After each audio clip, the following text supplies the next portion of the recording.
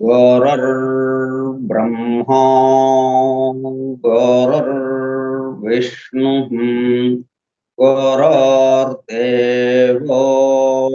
महेश्वरः गुरुः साक्षात् परं ब्रह्मा तस्मै श्री गुरवे नमः। व्यासं वसिष्ठनप्तारं शक्तेः पौत्रमकल्मषम् पराशरात्मजं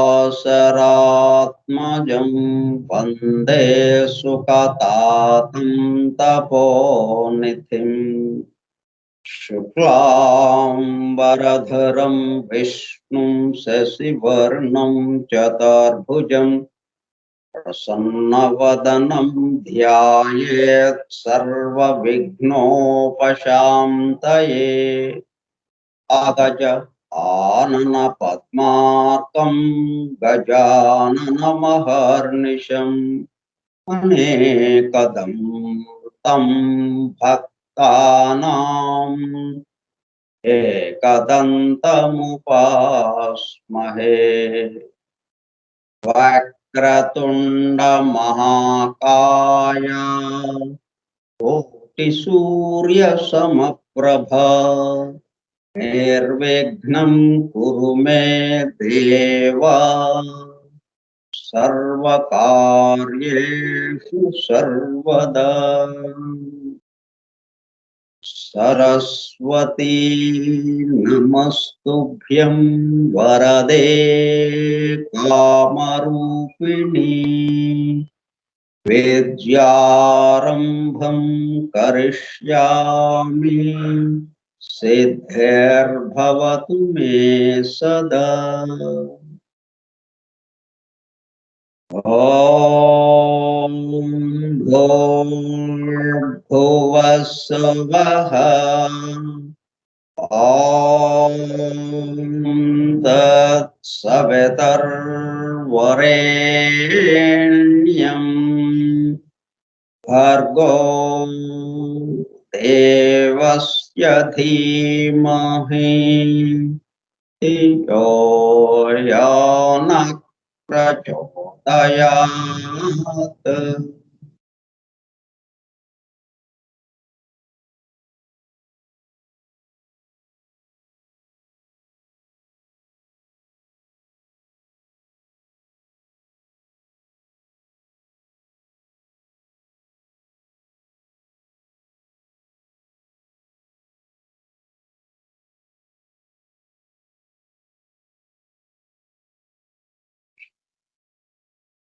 वासुदेव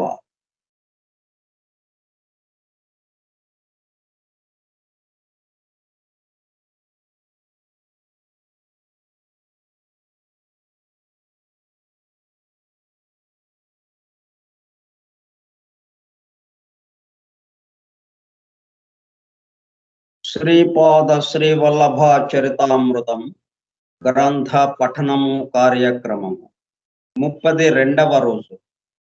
2/8/2021 సోమవారము సాయంత్రం 4:30 గంటలు. శ్రీపాద శ్రీవల్లభ స్కైప్ గ్రూప్ లో సుదూర ప్రాంతాలలో ఎవరింట్లో వారు హాయిగా విశ్రాంతి తీసుకుంటూ ఏకకాలంలో శ్రీపాదుల వారి సమకాలికులు కర్ణాటక దేశస్థులు శ్రీమాన్ శంకర భట్టు గారు 1320 సంవత్సరము ప్రాంతంలో అనగా దాదాపు 700 సంవత్సరముల క్రితము సంస్కృత భాషలో శ్రీపాదుల వారి దివ్య చరిత్రను శ్రీపాదుల వారి అనుమతితోనే శ్రీపాద శ్రీవల్లభ చరితామృతం పేరుతో గ్రంథముగా రచించగా సంస్కృత భాషలో వ్రాసిన ఆ గ్రంథమును ఎవరు ఎప్పుడు తెలుగు భాషలోనికి అనువదించారో తెలియదు గాని సంస్కృత గ్రంథమును తెలుగు భాషలో అనువాదం చేసిన పురాతన ప్రతి ఒక్కటి శ్రీపాదుల వారి మాతామహులు శ్రీ మల్లాది బాపన్న అవధానులు గారి 33వ తరం వారైన భీమవరం నివాసి శ్రీ మల్లాది గోవింద దీక్షితులు వారి వద్ద లభించగా వారు ముట్టుకుంటే చిరిగిపోయేలా ఉండే ఆ పురాతన ప్రతిని జాగ్రత్తగా కాపీ చేసి తెలుగు పురాతన ప్రతిని చరితామృతంలో చెప్పబడిన విధంగానే విజయవాడలో కృష్ణా నదిలో నిమజ్జనం చేసి కాపీ చేసిన ఆ క్రొత్త ప్రతిని పిఠాపురంలో ఉన్న శ్రీపాద శ్రీవల్లభ మహాసంస్థానం వారికి చరితామృతంలో చెప్పబడిన విధంగానే శ్రీపాదుల వారి సంస్థానంలో దానిని శ్రీపాద సన్నిధిలో 2001 సంవత్సరం విజయదశమి నుండి ఆశ్వయుజ బహుళ ఏకాదశి వరకు మొట్టమొదటిసారిగా పారాయణం చేసి సంస్థానం వారికి భక్తి ప్రపత్తులతో సమర్పించగా ఆ సంస్థానం వారు కొన్ని వేల ప్రతులను ముద్రించి దత్త భక్తులకు అందుబాటులోనికి తెచ్చిన ఆ పరమాద్భుత దివ్య గ్రంథమును ప్రస్తుతం మన బృందము ద్వారా జరుపబడుచున్న గ్రంథ పఠనము కార్యక్రమములో పఠిస్తుండగా మన హృదయ గుహలలో ప్రతిధ్వనిస్తున్న దానిని మన హృదయ గుహలలోనికి చేరి అత్యంత శ్రద్ధ భక్తులతో వినుచు తన్మయత్వముతో లీనమవుచున్న దత్త భక్తులైన ప్రియ సోదర శ్రోతలందరకు నమస్కారం.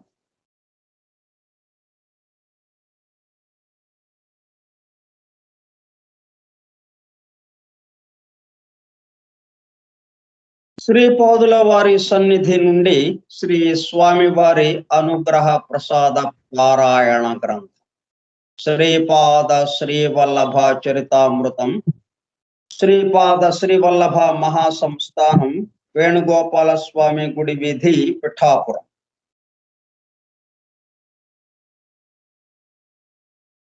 ఓం సర్వ జగద్రక్షాయ గురుదత్తాత్రేయ శ్రీపాద శ్రీవల్లభ పరబ్రహ్మణే నమః.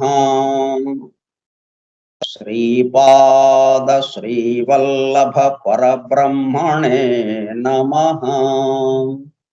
మూల సంస్కృత గ్రంథ రచయిత శ్రీమాన్ శంకర భట్టు గారు కర్ణాటక దేశస్థులు, శ్రీపాదుల వారి సమకాలికులు.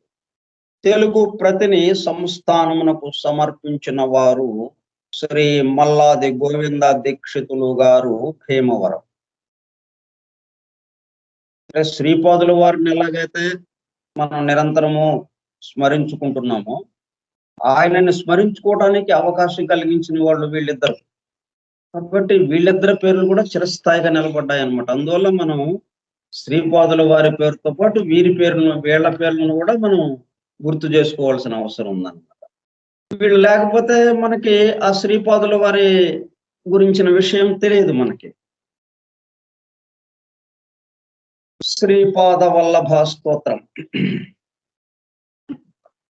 శ్రీపాద వల్లభ గురో వదనారవిందం వైరాగ్యదీప్తి పరమోజ్వలమద్వితీయం మందస్మితం సుమధురం కరుణార్ద్రనేత్రం సంసారతాపహరణం సతతం స్మరామి. శ్రీపాదవల్లభ గురో కరకల్పవృక్షం భక్తేష్టదాన నిరతం రిపు సంక్షయం వై సంస్మరణ మాత్ర చితి జాగరణం సుభద్రం సంసార భీతి శమనం సతతం భజామి. శ్రీపాదవల్లభ గురోః పరమేశ్వరస్య యోగీశ్వరస్య శివశక్తి సమన్వితస్య శ్రీ పర్వతస్య శిఖరం ఖలు సన్నివిష్టం త్రైలోక్య పావన పదాబ్జమహం నమామి. త్రైలోక్య పావన పదాబ్జం అహం నమామి. త్రైలోక్య పావన పదాబ్జం అహం నమామి. అహం నమామి. దిగంబరా శ్రీపాదవల్లభ దిగంబరా దిగంబరా దిగంబరా శ్రీపాదవల్లభ దిగంబరా దిగంబరా దిగంబరా శ్రీపాదవల్లభ దిగంబరా దిగంబరా దిగంబరా శ్రీపాదవల్లభ దిగంబరా దిగంబరా దిగంబరా శ్రీపాదవల్లభ దిగంబరా దిగంబరా దిగంబరా శ్రీపాదవల్లభ దిగంబరా శ్రీపాదవల్లభ దిగంబరా.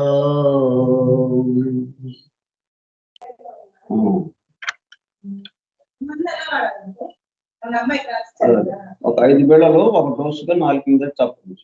1 గంట అటు ఇటు ఏం తీసుకోవద్దని. ఇంకా ఒక డోస్ అయితే ఒక్కసారికే 5 వేళలు, మిగతాది పక్కన పెట్టు.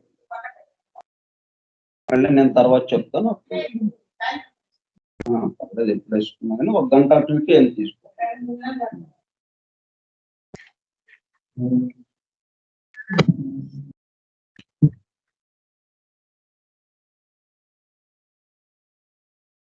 ఈ గ్రంథము తెలుగు ప్రతి అనువాదం చేసి, అలాగే సంస్కృతం గాని సంస్కృత ప్రతి గాని రాసి కొన్ని వందల సంవత్సరములు అయినప్పటికీ మనకు అందుబాటులోనికి వచ్చినది 20 సంవత్సరముల క్రితం మాత్రమే. ఒక 2001 సంవత్సరం నుంచే మనకి అందుబాటులోకి వచ్చింది. అంతకుముందు రహస్యంగా ఉంది.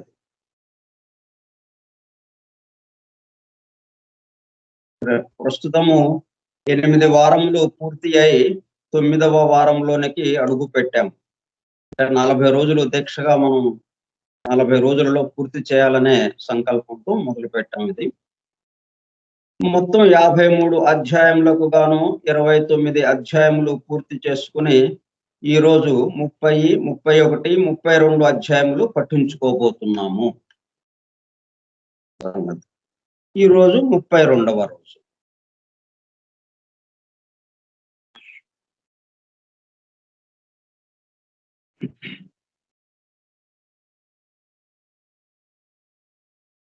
ఎన్నెన్నో సృష్టి రహస్యములు వెల్లడి కాబడుతున్నది. ఇవి తెలిసే కొలది వాటిలోని మంచి చెడ్డల గురించి తర్క వితర్కములలో పడిపోతుంటాం. సామాన్యంగా జరిగేది అది. మనకి విషయాలు తెలుస్తున్నాయి, కొన్ని కొత్త విషయాలు తెలుస్తున్నాయంటే తర్క వితర్కాల్లో పడిపోతాం. ఆ విషయాలుకి ఆధారమైనది వాడు ఎవరు, వాడిని పట్టుకోవడం ఎట్లాగా అనే పాయింట్ నుంచి, అనే విషయం నుంచి మనం పక్కకి జరిగి ఈ తెలియబడినటువంటి విషయాల్లో ఉన్న మంచి చెడ్డలు చర్చిస్తూ ఉంటాం మనం. అందువల్ల లక్షల సంవత్సరాల నుంచి మనకు అందుబాటులోకి వస్తానే ఉన్నాయి ఎన్నెన్నో విషయాలు. ఆయా కాలానుగుణంగా మానవుల యొక్క మానసిక ఎదుగుదలకి, మానసిక వికాసానికి తగినట్లుగా ఆయా కాలాల్లో ఆయా విషయాలు తెలియజేస్తూ మనకి గ్రహింపు చేయగలిగినంత మేరకి ఆ రహస్యాల్ని వెల్లడి చేస్తూనే ఉన్నారు. పరమ గురువులు గాని, ఇంకా ఈ దేవతలు గాని, ఇంకా వీళ్ళందరూ కూడా భగవంతుడు వాళ్ళ చేత చేపిస్తూనే ఉన్నాడు. ఎన్ని సార్లు చేపించినా దాంట్లోని మంచి చెడ్డలకి వెళ్ళిపోతున్నాం. దాని ఆధారమైన వాడు ఇవన్నీ ఎక్కడి నుంచి వచ్చినాయి? ఇన్ని విషయాలు, ఇన్ని రహస్యాలు ఇవన్నీ ఎవరు చేస్తున్నారు అన్న దాంట్లోకి మనం వెళ్ళకుండా ఇక్కడెక్కడ ఆగిపోతున్నాం అన్నమాట. ఇవి తెలిసే కొలది వాటిలోని మంచి చెడ్డల గురించి తర్క వితర్కములలో పడిపోతుంటాం. దానితో ఏమవుతుంది? స్వామికి దూరం అవుతుంటాం. మొత్తాన్ని నడిపేవాడు ఎవడున్నాడు, వాడికి దూరం అయిపోతుంటాం. ఆ నడిపే దాని గురించే చూస్తుంటాం. రంగుల రాట్నం ఉంది, అన్ని ఒక 20 30 మనకి బొమ్మలు ఉంటాయి. ఆ బొమ్మల మీద మనుషులు కూర్చుని ఉంటారు, పిల్లలు కానీ పెద్దవాళ్ళు కానీ కూర్చుని ఉంటారు. కానీ తిప్పేవాడు ఒకడే మధ్యలో కేంద్రంలో ఉంటాడు, వాడు తిప్పుతూ ఉంటాడు. వాటిని చూడం మనం, ఈ 20 30 వాటిని చూస్తూ ఉంటాం. తిప్పేవాడిని చూడాలి మనం, తిప్పేవాడి దగ్గరికి వెళ్ళాలి. ఈ సంగతి. అందువలన ఆ ప్రమాదంలో పడకుండా మనమందరం ఏమి చేయాలి? తర్క వితర్కములు చేసి అజ్ఞానములో పడవలదనియు, దీనికి సంబంధించి మనకి ఉపదేశం ఉంది. మనకి క్రితం జరిగిన పాఠాల్లో వచ్చిందనమాట, క్రితం జరిగిన అధ్యాయాల్లో. అది మళ్ళీ ఒకసారి మనం గుర్తు చేసుకుందాం. తర్క వితర్కములు చేసి అజ్ఞానములో పడవలదనియు, శ్రీపాద శ్రీవల్లభుల వారిని కేవలము శరణు కోరుట ద్వారా మాత్రమే, శ్రీపాద శ్రీవల్లభుల వారిని కేవలము శరణు కోరుట ద్వారా మాత్రమే వారి అనుగ్రహమును పొందగలమనియు శ్రీ పైండ వెంకటప్పయ్య సృష్టి గారు తమను ముందుగానే హెచ్చరించారని ధర్మగుప్తుడు తెలియజేశాడు కదా. ధర్మగుప్తుడు స్వామికే నేరుగా తెలియజేశాడు, ఇట్లాగా పైండ వెంకటప్పయ్య సృష్టి గారు మా బంధువు, ఆయన ముందే హెచ్చరించాడు నన్ను ఈ తర్క వితర్కాల్లో పడకుండా నేరుగా కేవలము శరణు కోరుట ద్వారా మాత్రమే మీ అనుగ్రహాన్ని పొందగలం అనేది తెలియజేశారని చెప్పాడు ఆయన. మరి వెంకటప్పయ్య శ్రేష్ఠి గారు ఆ విధముగా ఎలా చెప్పగలిగారు? మళ్ళీ అక్కడికి వెళ్ళాలి మనం. శ్రీపాదుల వారే స్వయముగా శ్రీ వెంకటప్పయ్య శ్రేష్ఠి గారికి ఏమని చెప్పారు? ఎవరైతే వినిర్మల భక్తితో నన్ను ఆరాధించెదరో, ఎవరైతే వినిర్మల భక్తితో నన్ను ఆరాధించెదరో, సర్వభారములను నా పైన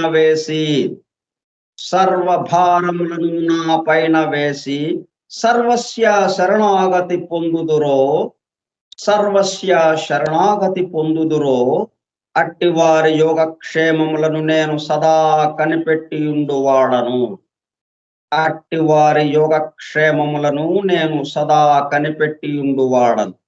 నేను శ్రీపాదుడను, శ్రీవల్లభుడను అని అభయం ఇచ్చిరి. ఎవరికి? వెంకటప్పయ్య సృష్టి గారికి. అందువల్ల ఆయన చెప్పగలిగాడు ధర్మగుప్తుడికి. ఆ అభయమును పొందిన శ్రీ పైండ వెంకటప్పయ్య శ్రేష్ఠి గారు మనందరకు మార్గనిర్దేశనము చేస్తూ శరణు కోరే విధము గురించి చెప్పారు. కావున ఆ విధముగా శ్రీపాద శ్రీవల్లభుల వారిని కేవలము శరణు మాత్రమే కోరుదముగాక. అందుకే ఇప్పుడు మనం ఎందుకు ఈ కార్యక్రమం పెట్టుకున్నామంటే, మొదట్లో అనుకున్నాం, ఒక సంకల్పం చేశాం. పురాణ పురుషుడు గ్రంథము పఠించేటప్పుడు ఈ కరోనా వైరస్ వ్యాప్తి తగ్గుగాక, దాని యొక్క తీవ్రత తగ్గుగాక అనుకున్నాం. దానికి అనుగుణంగా కేసులు తగ్గిపోయినాయి. బాగుంది. దీన్ని ప్రారంభించేటప్పుడు ఈ గ్రంథాన్ని శ్రీపాద శ్రీ వల్లభ చరితామృతం గ్రంథాన్ని పఠించుకోవడం ప్రారంభించే ముందు మనం ఏమనుకున్నాం? పూర్తిగా ఆగిపోవాలి. కేసులు ఇక ఉండకూడదు. కేసులు నిల్. కరోనా వైరస్ లేదు అన్నది రావాలి అని చెప్పి ఆ సంకల్పంతో మనం దీన్ని ప్రారంభించాం.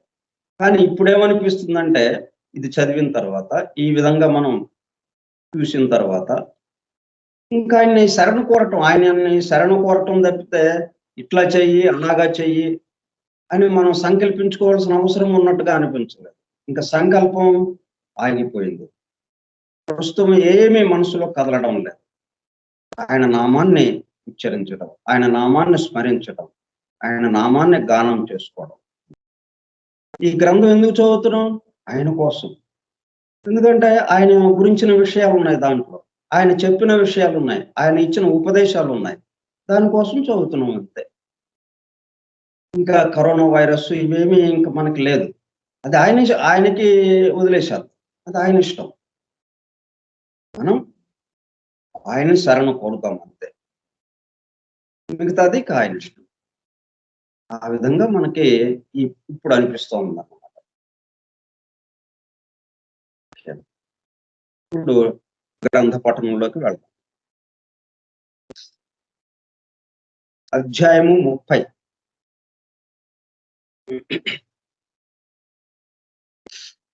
శ్రీపాద శ్రీ వల్లభ మహాసంస్థానము ఏర్పడునని శ్రీపాదుల వారే స్వయముగా తెలుపుట.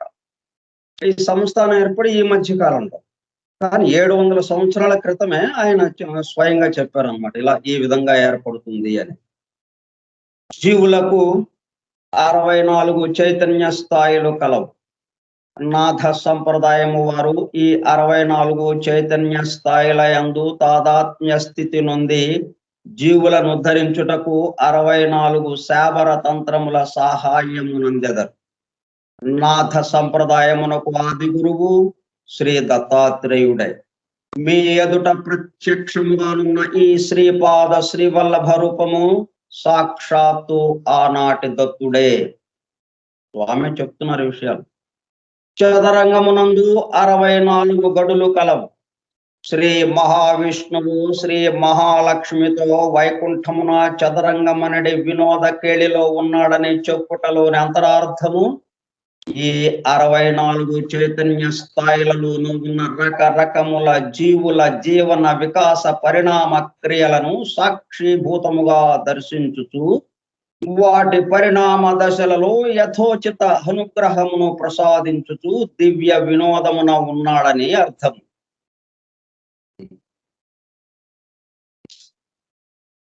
మరల ఒకసారి చదువుతాం. చదరంగమునందు 64 గడులు కలవు. శ్రీ మహావిష్ణువు శ్రీ మహాలక్ష్మితో వైకుంఠమున చదరంగమనడి వినోద కేళిలో ఉన్నాడని చెప్పుటలోని అంతరార్థము ఈ 64 చైతన్య స్థాయిలలోనూ ఉన్న రకరకముల జీవుల జీవన వికాస పరిణామ క్రియలను సాక్షిభూతముగా దర్శించుచు వాటి పరిణామ దశలలో యథోచిత అనుగ్రహమును ప్రసాదించుచు దివ్య వినోదమున ఉన్నాడని అర్థం. మానవుడు దివ్యాత్ముడొకటకు కావలసిన యోగ్యతలు మానవుల శరీరములలోని చైతన్య స్థాయిలను బట్టి వారి యొక్క పరిణామ వేగము ఆధారపడి ఉండదు. జీవుడు దివ్యాత్మగా మారి తీరవలననేది విశ్వ మానసము యొక్క అనుల్లంఘనీయమైన శాసనం. జీవుడు దివ్యాత్మగా మారి తీరవలననేది విశ్వ మానసము యొక్క అనుల్లంఘనీయమైన శాసనం. ఆయా స్థాయిలను బట్టి మానవులాచరించు యోగ పద్ధతులు, మంత్ర జపములు, యజ్ఞ యాగాది క్రతువులు, ధర్మ కార్యములు మొదలగు వాని వలన వారి శరీరములలోని ఆత్మ జ్యోతి యొక్క ప్రకాశము ఆధారపడి ఉండు. ఆ ప్రకాశమునకు అనుగుణముగానే నాడీ శుద్ధి జరుగుచుండును. నాడీ శుద్ధి స్థాయిలను బట్టి మానవులందు అనేక రకముల శారీరక, మానసిక, ఆధ్యాత్మిక శక్తులు సంప్రాప్తించుచుండును. ఆయా శక్తుల వికాసము జరుగునప్పుడు వారు చేయు ధర్మ కర్మములను బట్టి దైవానుగ్రహముండు.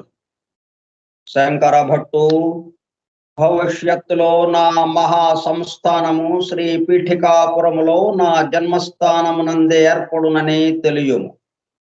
శ్రీ పీఠికాపురము, శ్యామలాంబాపురము, వాయసపుర అగ్రహారము కలిసి మహాపట్టణమగు. నా మహా సంస్థానమునందు దర్శన నిమిత్తము వచ్చు వారలు చీమల బారుల వలె నుందురు. కలియుగమున చాలా చాలా వింతలు జరుగునున్నవి. వశిష్ఠుని అంశమున జన్మించిన ఒక మహా సాధకుడు శ్రీపాద శ్రీవల్లభ మహా సంస్థానమున పూజారిగా నియమింపబడు. వారితో నేను జరుపు దివ్య లీలలకు అంతమే లేదు. క్షణ క్షణమును దివ్య లీలా భరితముగాను దివ్య వినోద భరితముగాను ఉండు. శ్రీపాదుల వారి దివ్య మందహాసమును చూచుటకు 1000 జన్మలైనను చాలవు. శ్రీపాద శ్రీవల్లభులకు జయము జయము. ఈ అధ్యాయము పూర్తయింది. అధ్యాయము 31 దశ మహావిద్యల వర్ణనము.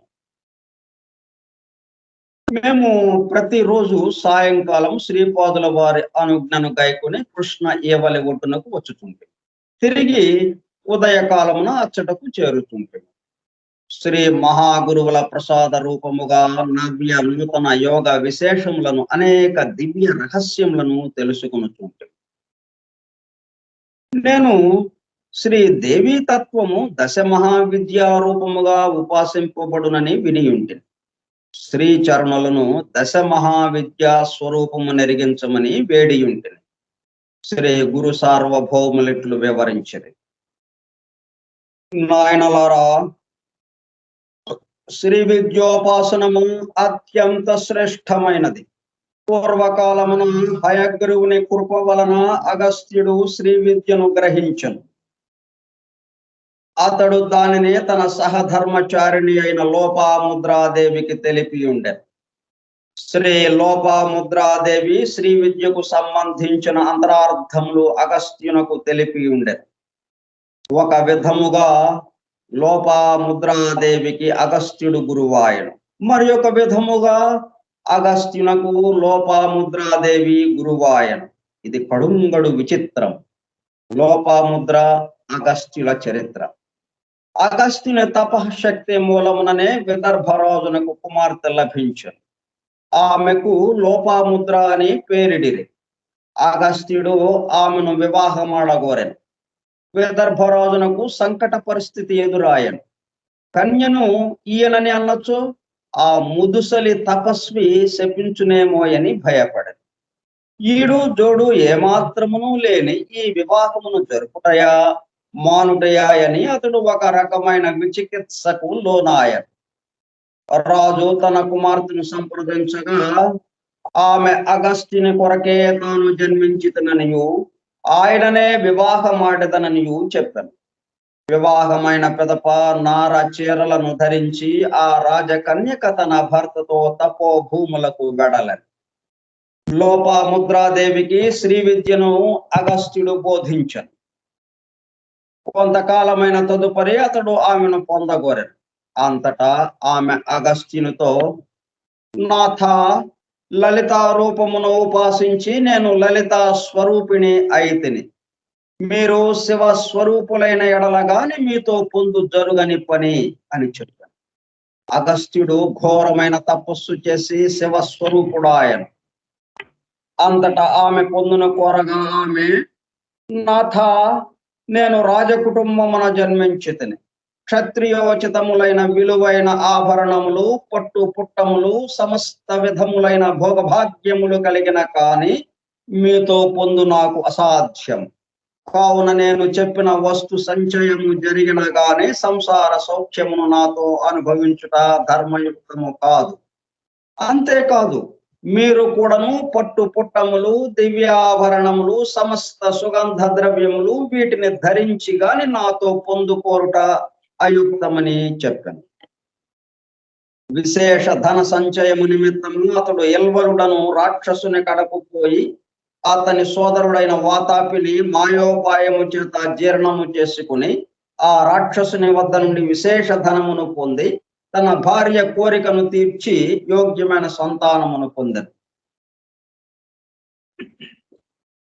ఇల్వరుడును వాతాపియును ఇద్దరును సోదరులు. వాతాపి మేక రూపమును ధరించు. ఇల్వరుడు వాని మేక రూపమును వధించి వచ్చిన అతిథికి భోజనమందిడును. భోజనమైన పిదప ఇల్వరుడు వాతాపి బయటకు రమ్ము అని పిలుచును. అతడు అతిథి పొట్టను చీల్చుకుని బయటకు వచ్చును.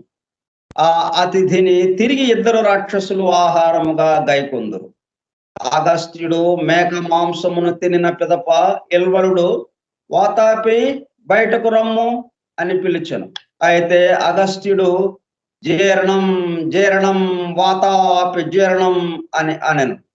అగస్త్యుని సంకల్పము మేరకు వాతాపి జీర్ణమైపోయాను. తాను ఇచ్చిన మాట ప్రకారము అగస్త్యునకు విశేషమైన ధనరాశులను ఇచ్చాను. లోకులకు వాతాపి ఇల్వలుల బాధ తప్పినది. ఆ అగస్త్యుడు సప్త సముద్రములందలి నీటిని తన కమండలములోనికి ఆకర్షించి త్రాగి వచ్చెను. ఆ అగస్త్య మహర్షియే వింధ్యాచలము గర్భము నడచెను. దక్షిణ దేశమున నేటికి మహాసిద్ధ రూపమున ఉన్నాడు. అతడే అరవ భాషను కొనుగొనెను. అనేక చోట్ల ఆలయములను నిర్మించాను. నేను కల్కి భగవానుని అవతారమునకు వచ్చినప్పుడు పరశురాముని వలనే అగస్త్యుడు కూడా ఒక గురువుగా ఉండును. దేవి దశ మహావిద్యలు. దశ మహావిద్యలలో ప్రథమ రూపము కాళి. మహాకాళి సమస్త విద్యలకు ఆది. ఇదంతా ఎవరు ఉపదేశిస్తున్నారు? శ్రీపాదుల వారే నేరుగా. శంకర భట్టు, ధర్మగుప్తులు ఇంకా కొంతమంది ఆయన నుంచి ఉపదేశాన్ని పొందుతున్నారు. శంకర భట్టుతో పాటు మనం కూడా ఉన్నాం కాబట్టి మనం కూడా ఈ ఉపదేశాన్ని పొందుతున్నాము నేరుగా శ్రీపాదుల వారిని. ఎక్కడ? కురుంగడ్డలు. మహాకాళి సమస్త విద్యలకు ఆది. ఆమె యొక్క విద్యామయ విభూతులనే మహావిద్యలందరూ. ఒకనొక సమయమునందు హిమాలయమునందు గల మతంగ మున్యాశ్రమమునందు దేవతలు మహామాయను స్తుతించిరి. అంబిక మతంగ వనితా రూపమున దర్శనమిచ్చినది. కాటుక రాశి వలె కృష్ణ వర్ణమునందు ఉండుటచే ఆమెకు కాళీ నామం ఏర్పడినది. శుంభ నిశుంభులను రాక్షసులను వధించినది. కాళి నీల రూపమగుట వలన తారానామమును కూడా వ్యవహరింపబడుచున్నది. తారా నామమున కూడా వ్యవహరింపబడుచున్నది. అనేక సంవత్సరముల కాలమునకు గాని ఫలించని యోగ మార్గ సాధన కొద్ది రోజులలోనూ మాసములలోనూ సాధింపవలెనన్న కాళీ ఉపాసన చేయుదురు. అయితే సాధన కాలంలో కాళీ శక్తిని తమ శరీరములోనికి ఆకర్షించుకున్నప్పుడు యోగి దుర్భరమైన అగ్ని సదృశమైన మంటలను బాధలను అనుభవింపవలసి ఉండును. దశ మహావిద్యలలో రెండవ రూపము తార. ఈమె సర్వదా మోక్షమును ప్రసాదించున్నది, తరింపజేయున్నది. కావున తారానామమున విఖ్యాతమైనది. తరింపజేయున్నది కావున తారానామమున విఖ్యాతమైనది. ఈమెను నీల సరస్వతి నామమున కూడా పిలిచెదరు. భయంకరమైన విపత్తుల నుండి ఈమె భక్తులను రక్షించున్నది కావున ఈమెను ఉగ్ర తారారూపమున కూడా యోగులు ఆరాధించెదరు. వశిష్ఠ మహర్షి గొప్ప తారా ఉపాసకుడు. చైత్ర శుద్ధ నవమి రాత్రిని తారారాత్రి అని పిలిచెదరు. చైత్ర శుద్ధ నవమి రాత్రిని తారారాత్రి అని పిలిచెదరు. దశ మహావిద్యలలో మూడవ రూపము చిన్నమస్త. ఇది అత్యంత గోపనీయమైనది. దేవి ఒకానొక పర్యాయము తన సఖురాండ్రైన జయ విజయలతో మందాకిని నదికి స్నానార్థము వెడలినది. స్నానము చేసిన తదుపరి ఆమె క్షుధాగ్ని పీడితయై కృష్ణవర్ణ అయినది. ఆమె సఖురాండ్రు ఆమెను భోజన విషయమై అడిగిరి. కృపామయురాలైన దేవి ఖడ్గముతో తన శిరస్సును ఖండించుకొనగా ఖండిత శిరస్సు ఆమె వామహస్తమున పడినది. ఆమె కబంధం నుండి 3 రక్తధారలు ప్రవహించినవి. 2 రక్తధారలను ఆమె సఖురాండ్రు పానము చేయగా 3వ రక్తధారను స్వయముగా దేవియే పానము చేసినది. ఆ రోజు నుండి ఆమె చిన్న మస్తా నామమున విఖ్యాతమైనది. హిరణ్యకశిపాదులు ఈ చిన్న మస్తాదేవి ఉపాసకులే. దశ మహావిద్యలలో 4వ రూపము షోడశి మహేశ్వరి. ఈమె హృదయం దయా ప్రపూర్ణం. ఈ తల్లిని ఆశ్రయించిన వారికి జ్ఞానమనునది కరతలామలకం.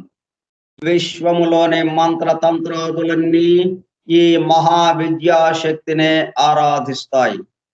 ఈమెను వేదములు కూడా వర్ణింపజాలవు. ప్రసన్నురాలైన ఈ మహాశక్తి భక్తుల సర్వాభిష్టములను నెరవేరుస్తుంది.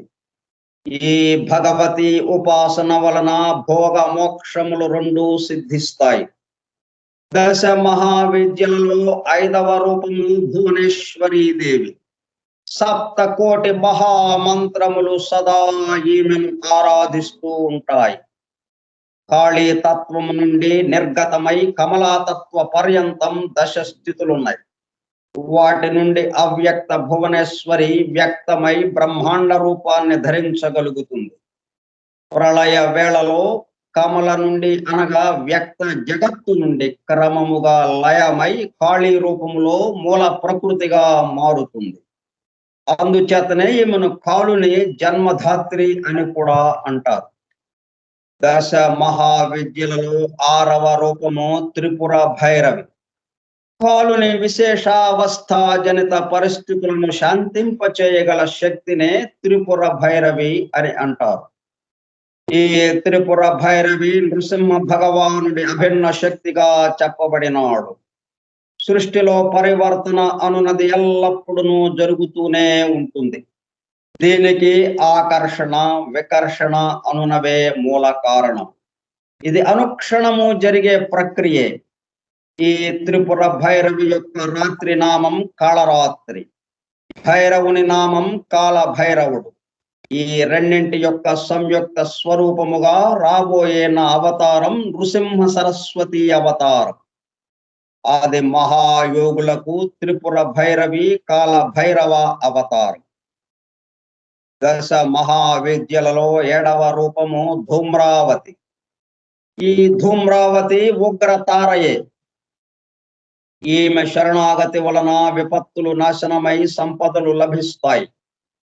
ఆగమములలో ఈమెను అభావ సంకటాలను దూరం చేయునట్టిదిగా వర్ణించారు.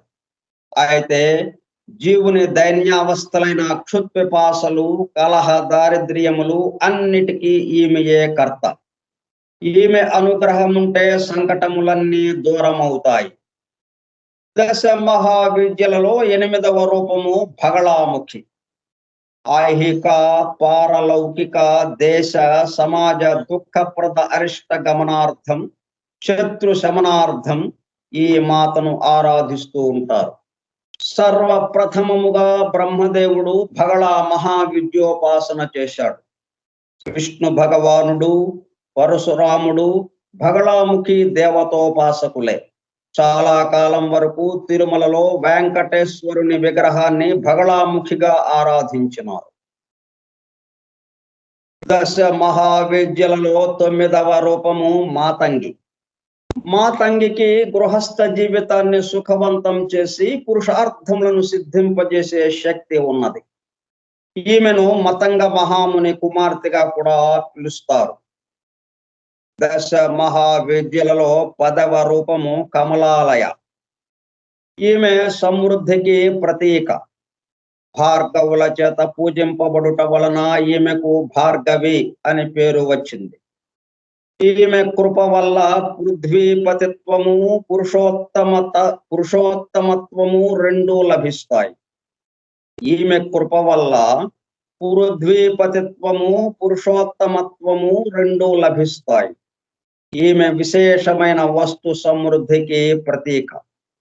ఈమెను పద్మావతి దేవి అని కూడా పిలుస్తారు. తిరుమలలో నెలకొన్న శ్రీ వెంకటేశ్వర మహాప్రభువుల దేవేరి ఈమె. నాయనలారా, మీకు దశ మహావిద్యా స్వరూపమును ఏ రోజున ఎంత ఎవరి ద్వారా బోధింపవలను నిర్ణయించి ఆ రీతిగా బోధించద. దశ మహావిద్యా స్వరూపిణి అయిన అనఘాదేవిని, దశ మహావిద్యా స్వరూపిణి అయిన అనఘాదేవిని, ఆ అనఘాదేవికి ప్రభువైన అనఘుని అర్చించు వారికి వారి బిడ్డలైన అష్ట సిద్ధులను తమ అనుగ్రహమును ప్రసాదించదు. మీరు ప్రతి మాసమునందును బహుళాష్టమి యందు అనఘాష్టమిని చేయుడు. మీ యొక్క సమస్త కోరికలు ఫలించును. శంకర భట్టు నీచే రచించబడు శ్రీపాద శ్రీవల్లభ చరితామృతమును పారాయణము చేసుకుని ఆ తరువాత వెంటనే వచ్చు శుక్ల అష్టమి యందు గాని, బహుళ అష్టమి యందు గాని అనఘాష్టమి వ్రతమును చేసుకుని 11 మందికి సరిపడా భోజనములు లేదా తత్తుల్య ద్రవ్యమును భోజనార్థము వినియోగించిన వెంటనే ఫలితములు పొందగలరు.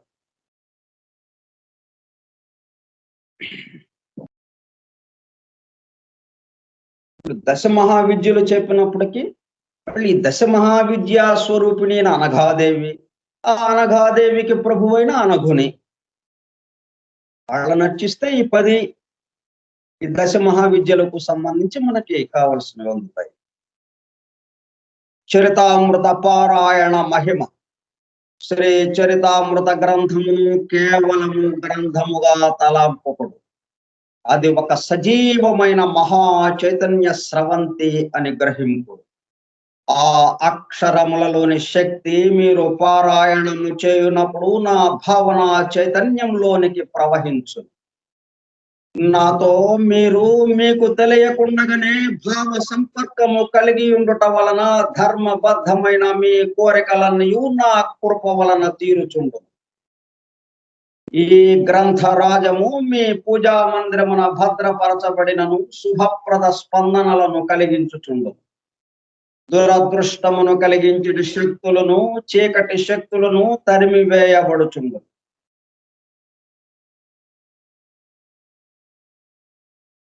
తెలిసి గాని తెలియక గాని శ్రీపాద శ్రీవల్లభ చరితామృతమును నిందించు వారి, విమర్శించు వారి అనేక జన్మముల పుణ్య ఫలములను ధర్మదేవతలు దఫాలుగా తీసుకొని పోయి యోగ్యులైన పేదవారికి పంచుతుంది. ఈ రకముగా మీరు పేదవారు అగుటయు, పేదలు భాగ్యవంతులగుటయు జరుగుచుండరు. ఇది అక్షర సత్య గ్రంథమని ప్రమాణము చేసి చెప్పబడుచున్నది. ఇది స్వతః ప్రమాణము. దేనిని నిందించువారు, విమర్శించువారును తమ పుణ్య రాశిని దఫాలుగా పోగొట్టుకుని కడకు దరిద్రులగుదురు. దరిద్ర బాధ నివృత్త్యర్థమై ఈ గ్రంథము శ్రద్ధా భక్తులతో పఠింపుడు. శ్రీపాద శ్రీవల్లభులకు జయము జయం. 31వ అధ్యాయం కూడా పూర్తయింది. 32వ అధ్యాయం. అధ్యాయము 32 నవనాథుల వర్ణనము.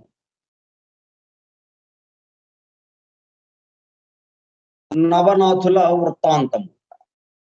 శ్రీపాద శ్రీవల్లభుల దివ్య శ్రీ చరణారవిందముల స్పర్శ గావించిన తదుపరి నేనిట్లు ప్రశ్నించితను. మహాప్రభు నవనాథులని పేరు వహించిన సిద్ధయోగులున్నారనియు, వారందరూ శ్రీ దత్తప్రభువుల అంశావతారములనియు వినియుంటిని. శ్రీచరణులు వారి గురించి తెలియజేయవలసినది.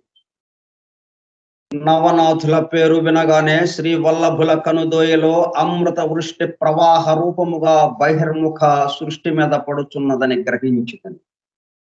గోమాత తన లేక దూడపై ప్రసరించు ప్రేమ చైతన్యము వారి దృష్టి యందు నాకు కనిపించసాగినది. వారు సంతుష్టాంతరంగులై ఇట్లనిది. నాయనలారా, మత్స్యేంద్రుడు, గోరక్షకుడు, జాలంధరుడు, గహని, అడ్భంగుడు, చౌరంగుడు, భర్తరి, చర్పటుడు, నాగనాథుడనడి వారలు నవనాథులు. వీరి స్మరణ మాత్రముననే శుభ ఫలములు సిద్ధించును. నవనాథులను స్మరించు వారిపైన దత్త ప్రభు యొక్క కరుణా కటాక్షము తప్పక ఉండును. ఈ కలియుగము కొద్ది వర్షములకు ప్రారంభముకు ముందు శ్రీకృష్ణుడు ఉద్ధవాది మహాభక్తులతోనూ సమస్త యాదవులతోనూ పర్యవేక్షించబడి నవనాథులని నేడు పిలువబడు నవనారాయణులను స్మరించారు. వృషభ చక్రవర్తికి 9 కుమారులు కలరు. వారిలో నారాయణాంశ సంభవులైన 90 నవనారాయణులు అందురు. వారు 1 కవి, 2 హరి, 3 అంతరిక్షుడు, 4 ప్రబుద్ధుడు, 5 పిప్పలాయనుడు, 6 ఆవిర్హోత్రుడు, 7 ద్రుమేళుడు, 8 చమసుడు, 9 కరభాజనుడు.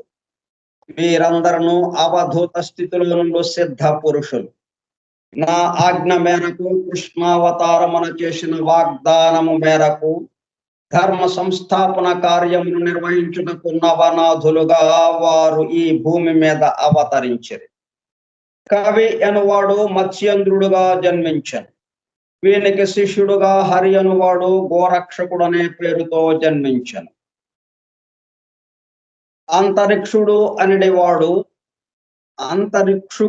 అంతరిక్షుడనేవాడు జాలంధర నామధేయముతోను, ఇతనికి శిష్యుడుగా ప్రబుద్ధుడు కానిఫా అను పేరుతో జన్మించాను. పిప్పలాయనుడు చర్పటునాథుడను పేరుతో జన్మించను. ఆవిర్హోత్రుడు నాగేశనాథుడను పేరుతో జన్మించను.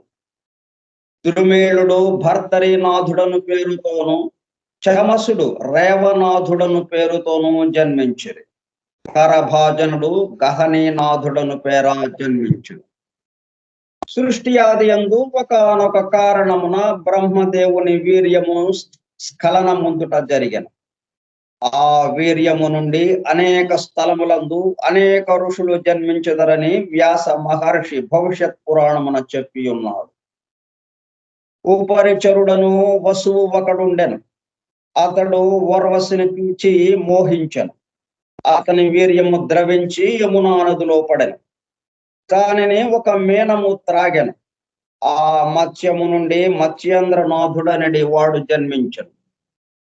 శివుడు మన్మథుని తన లలాటాగ్నితో భస్మమునర్చగా ఆ భస్మమునందు సూక్ష్మ రూపమైన మన్మథుని యొక్క ఆత్మ ఉండెను.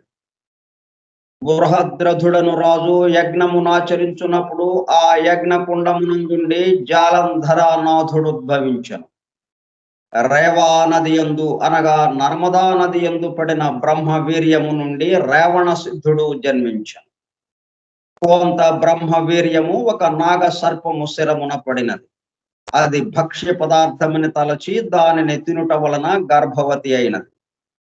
జనమేజయుడు సర్పయాగమును చేయుచుండెను. అప్పుడు ఆస్తికుడను మహర్షి జన్మించబోగు ఈ మహాసర్పమును నాశనము కాకుండా తక్షకుని కుమార్తె అయిన పద్మినియను ఆ నాగకన్యను ఒక పెద్ద మర్రి చెట్టు తొర్రలో దాచెను. ఆ గర్భస్థ పిండమునందు ఆవిర్హోత్రుడను వాడు జన్మించవలసి ఉన్నది. ఆ గురుడును ఆ మర్రి చెట్టు తొర్రలోనే ఉంచి తక్షకుని కుమార్తె స్వస్థానమునకు వెళ్ళినది. అందుండి వటసిద్ధ నాగనాథుడను పేరు ఆవిర్హోత్రుడు అవతరించను. మత్స్యేంద్రుడు దేశ సంచారమునరింపునప్పుడు సంతానహీనురాలైన ఒక స్త్రీకి కొంత భస్మమును మంత్రించి ఇచ్చను. ఆమె విశ్వాసము లేక ఆ భస్మమును పెంట దెబ్బలలో పారవైచినది. ఆ భస్మము అమోఘ శక్తి సంపన్నముటచే అందుండే గోరక్షనాథుడు ఉద్భవించను. పార్వతి వివాహ సమయమందు పురోహితుడుగా ఉన్న బ్రహ్మదేవుడు పార్వతి రూపమును చూచి మోహితుడగుటచే అతని వీర్యము స్రవించను. అతడు సిగ్గుపడి ఎవరికి తెలియకుండా కాలి మడమతో ఆ వీర్యమును రుద్దగా అది 60,000 భాగములై అందుండే వాలకిల్యులను 60,000 మంది మహర్షులు జన్మించారు. దానిలో కొంత భాగము మిగిలి ఉండుటచే అక్కడ అది పెంటగా మార్చబడి భాగీరథి నదిలో పడుట తటస్థించను. అది క్రమముగా నదీ తీరమునందల రెల్లు దుబ్బలో పడి చిక్కుకొని పోయినది. దానిలో పిప్పలాయనుని ఆత్మ ప్రవేశించి చర్పటనాథుడను పేరిట నవనాథుడొకడు జన్మించెను. కౌళికుడను మహర్షి ఒకడు తన పర్ణశాల నుండి భిక్షార్థము పోవచ్చు తన భిక్షా పాత్రను పర్ణశాల బయట నుంచెను. అదే సమయమున సూర్యుని రేతస్సు దానిలో పడెను. అది మహర్షి గ్రహించి దాని నచ్చటనే భద్రపరచెను. భర్తరి అనగా భిక్షా పాత్రగాన దాని నుండి జన్మించిన కారణమున భర్తరినాథుడు జన్మించెను. హిమాలయ పర్వతమునందలి ఘోర అరణ్యమున ఒక దిగ్గజము నిద్రించుచుండరు. బ్రహ్మదేవుడు సరస్వతిని చూచి మోహించుటచే అతని వీర్యము ద్రవించుటయు అది దైవ వశమున నిద్రించుచున్న ఆ గజము చెవిలో పడుటయు తటస్థించును. దాని నుండి ప్రబుద్ధుడనిడు వాడు జీవదశ నుండి గజ కర్ణము నుండి జన్మించుట చేత కర్ణకానీఫా అను పేరుతో నవనాథులలో ఒకడై ప్రసిద్ధునుందెను. గోరక్షుడు సంజీవిని మంత్రమును జపించుచు మట్టితో మనుష్యాకారముగా ఒక బొమ్మను తయారు చేయుట తటస్థించును. అటువంటి బొమ్మయందు కరభాజనుడు సంజీవిని మంత్ర మహాత్మ్యముచే జీవదశ నుండి గహనీనాథుడను పేర అవతరించాను. శ్రీకృష్ణుని ఆదేశానుసారము ఈ నవకృష్ణులు నవనారాయణులు మందర పర్వతమున తమ స్థూల శరీరములను భద్రపరచి సమాధి చేసి తమ తమ అంశల చేత భూలోకమున నవనాథులుగా అవతరించి ధర్మ సంస్థాపన కార్యక్రమంలో పాలు పంచుకునేది. అంతటా నేనిట్లు గురు సార్వభౌములకు జయము జయము. నవనాథుల యొక్క అవతారములు నవకృష్ణుల యొక్క అంశావతారములంటే నవనాథుల యొక్క అవతారములు నవకృష్ణుల యొక్క అంశావతారములంటే నవకృష్ణులకును నవనాథులకును వ్యత్యాసం ఉన్నదా ప్రభు అని ప్రశ్నించితిని. శ్రీపాదుల వారు మందహాసము చేయుచు మా ఇద్దరి వంకను దివ్య ప్రేమతో కూడిన దృక్కులను ప్రసరించింది. నాయనలారా, సమస్త సృష్టి యొక్క మహాసంకల్ప స్వరూపమును నేనే. సమస్త దేవి దేవతలకును వచ్చిడి సంకల్పములు నా యొక్క మహాసంకల్పము యొక్క అంశమాత్ర సంకల్పములు. ఈ అంశమాత్ర సంకల్పములకు కొంత మేరకు మాత్రము స్వతంత్రం ఉండను. ఒక ఆవును పంటకాపు చెట్టునకు కట్టివేయును, చాలా పొడవైన త్రాటితో బంధించును. ఆ త్రాడు పోగలిగినంత దూరము వరకు మాత్రమే ఆ యావు మేతను మేయగలుగుచుండును. అనగా ఆ యావునకు మేత వేయుటకు కొంత నిర్ణీతమైన పరిమితమైన ప్రదేశము కలదు. ఆ పరిమితులకు లోబడి అది మేత మేయవచ్చును. అనగా దానికి ఇయ్యబడినది పరిమితమైన స్వేచ్ఛ. దానికి ఇయ్యబడిన స్వేచ్ఛా ప్రదేశముందు తనకు ఇచ్చవచ్చిన రీతిగా అది మేత మేయవచ్చును. ఆ పరిధులను దాటి మేత మేయవలెనన్నా పంట కాపు అనుమతి విధిగా ఉండి తీరవలెను. అచ్చటనున్న మేత అయిపోయినప్పుడు పంట కాపు దానిని వేరు చోట చెట్టునకు కట్టివేయుటయో లేక అదే చెట్టునకు కట్టినను త్రాడును పెద్దదిగా చేసి కొట్టుటయో చేయు. అదే విధముగా కొన్ని ధర్మ కర్మ సూత్రములకు లోబడి అంశావతారములకు స్వేచ్ఛ ఇయ్యబడును. అందువలన సంకల్పము మూలతత్వము నుండి వచ్చును. దానిని అమలు చేయు బాధ్యత అంశావతారములకు ఇయ్యబడును. ఏదైనా సమస్యలు ఉత్పన్నమైనప్పుడు అంశావతారములు మూలతత్వమునకు ఈ ఆవేదనలను తీసుకుని వచ్చెదరు. మూలతత్వము నుండి అనుగ్రహమును తీసుకుని వచ్చి జీవులకు శ్రేయస్సును కలిగించెదరు. మానవులకుండునట్లు రాగద్వేషములు అహంకారాది దుర్గుణములు అంశావతారములకు లేకపోవుట వలన మూలతత్వము ఏ కార్యములను చేయ సమర్థమగుచుండునో అంశావతారములు కూడా అవే కార్యములను చేయగలుగుచుండును. అందువలన జీవులకు సంబంధించినంత వరకు అంశావతారముగా వచ్చినను పూర్ణావతారముగా వచ్చినను వ్యత్యాసమేమియునూ ఉండదు. శ్రీపాద శ్రీ వల్లభులకు జయము జయము. ఈ అధ్యాయం కూడా పూర్తయినది.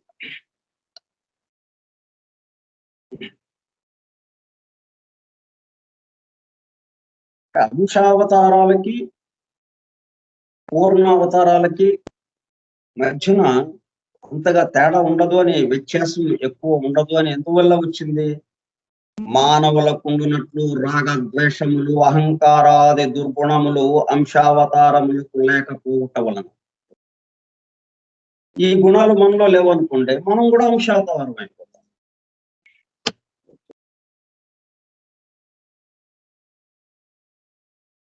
కాబట్టి ఈ సృష్టి రహస్యాలు ఎన్నో బహిర్గతం అవుతున్నాయి, మనకి ఇంతవరకు తెలియనివి. అయితే వాటన్నిటికీ మూలమైన వాడు శ్రీపాద శ్రీవల్లభుడు.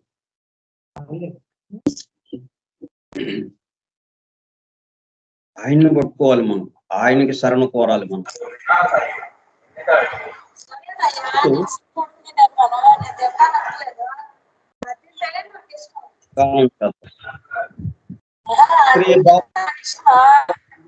సాక్షాత్తు దత్తాత్రేయులుగా దర్శించి సిద్ధమంగళ స్తోత్రమును పఠించిరి.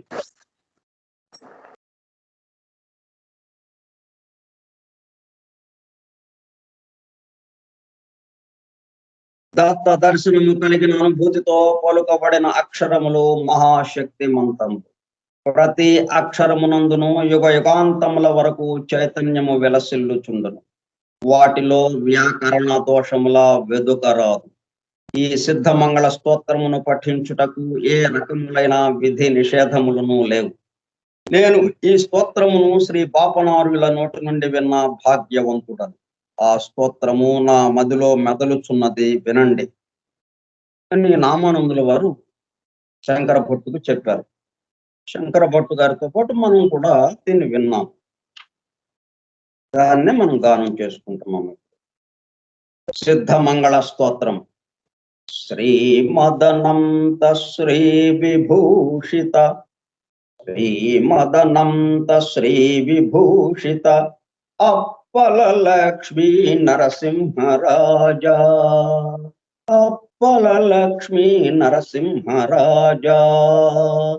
జయ విజయీ భవ దిగ్విజయీ భవ, జయ విజయీ భవ దిగ్విజయీ భవ, శ్రీమదఖండ శ్రీ విజయీ భవ.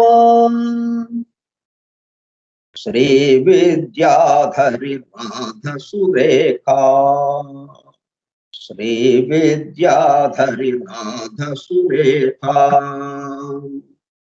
శ్రీరాఖీధర శ్రీపాదా, శ్రీరాఖీధర శ్రీపాదా. జయ విజయీ భవ దిగ్విజయీ భవ, శ్రీమదఖండ శ్రీ విజయీ భవ. మాతా సుమతి వాత్సల్యామృత, మాతా సుమతి వాత్సల్యామృత పరిపోషిత జయ శ్రీపాదా, పరిపోషిత జయ శ్రీపాదా. జయ విజయీ భవ దిగ్విజయీ భవ, శ్రీమదఖండ శ్రీ విజయీ భవ. సత్య ఋషీశ్వర దుహితానందన, సత్య ఋషీశ్వర దుహితానందన పాపనార్యనుత శ్రీచరణ, పాపనార్యనుత శ్రీచరణ. జయ విజయీ భవ దిగ్విజయీ భవ, శ్రీమదఖండ శ్రీ విజయీ భవ.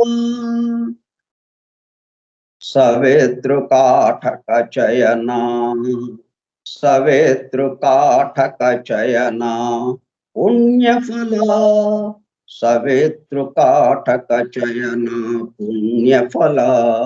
భరద్వాజ ఋషిగోత్ర సంభవ, భరద్వాజ ఋషిగోత్ర సంభవ. జయ విజయీ భవ దిగ్విజయీ భవ, శ్రీమదఖండ శ్రీ విజయీ భవ.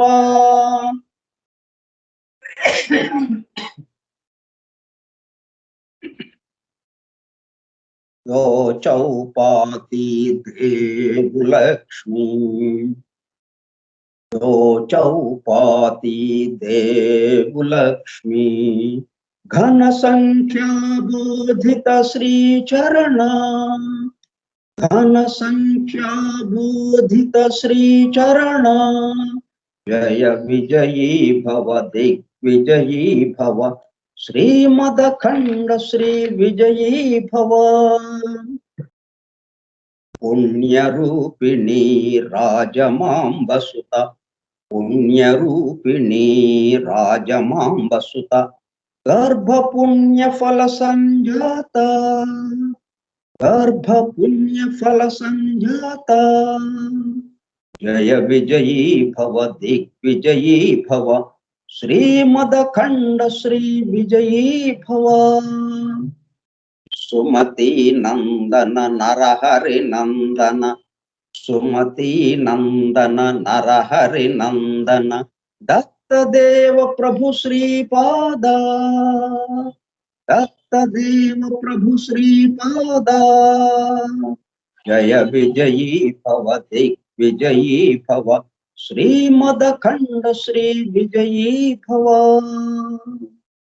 कीटिकापुर नित्य विहारा, कीटिकापुर नित्य विहारा, मधुमति दत्ता मंगल रूपा, मधुमति दत्ता मंगल रूपा, जय विजयी भव दिग्विजयी भव, जय विजयी भव दिग्विजयी भव, श्रीमदखंड श्री विजयी भव, श्रीमदखंड श्री विजयी भव। दिगंबरा दिगंबरा श्रीपाद वल्लभ दिगंबरा, दिगंबरा दिगंबरा श्रीपाद वल्लभ दिगंबरा, दिगंबरा दिगंबरा श्रीपाद वल्लभ दिगंबरा, श्रीपादराजं शरणं प्रपद्ये, श्रीपादराजं शरणं प्रपद्ये, श्रीपादराजं शरणं प्रपद्ये। स्वस्ति प्रजाभ्यः परिपालयन्ताम् न्याय्येन मार्गेण महीं महिषाः, गो ब्राह्मणेभ्यः शुभम्।